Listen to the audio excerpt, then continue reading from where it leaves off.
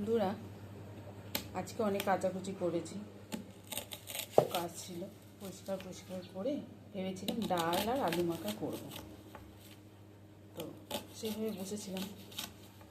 তো 12টা সাড়ে 12টার দিকে বসালে মোটামুটি হয়ে যাবে। রান্নাঘরে এসেছি, আইটেম বেড়ে গেছে। আমি শুধু ডাল আর আলু মাখা করবো, তাই একটুখানি মশলা ছিল আদা রসুন বাটা কালকে, তো সেই জন্য এই দেখাচ্ছি।